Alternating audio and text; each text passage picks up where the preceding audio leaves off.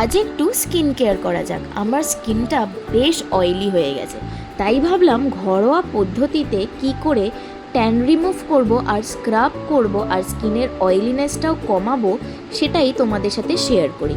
দেখতেই পেলে বাটিতে আমি নিয়েছি ঘরে পাতা একটু টক দই, আর সাথে নিয়েছি হাফ গ্র্যানুলস কফি।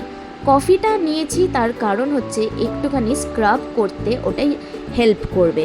আর দই তো আমরা সবাই জানি যে ওটা অ্যান্টিঅক্সিডেন্ট আর প্রচণ্ড ভালো একটা মুখে গ্লো দেয়। তো চলো এই কফি আর টক দইয়ের পেস্টটাকে সুন্দর করে সার্কুলার মোশনে আমি লাগিয়ে নেব এখন আমার স্কিনে। তারপরে একদম না শোকানো অবধি কোনো কথা না বলে চোখ বন্ধ করে করব একটু রিল্যাক্স। দেখতেই পাচ্ছ 5 মিনিটের মধ্যেই একদম টেনে এসছে জিনিসটা।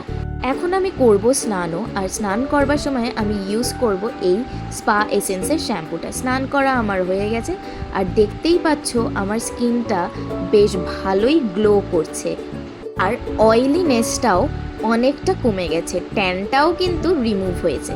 তারপর যেহেতু আজকে টক দই লাগিয়েছি আর কোনো কিছুই লাগাবো না, শুধু লাগিয়ে নিয়েছি লোটাসের রোজ ওয়াটারটা, একটুখানি স্প্রে করে নিয়ে একটু ড্যাপ করে নিলাম।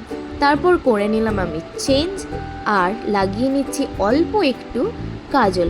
সুগারের কাজলটা তো আমি আগেই বলেছি খোল কাজল, ভীষণই পিগমেন্টেড আর খুব সফট একটা কাজল।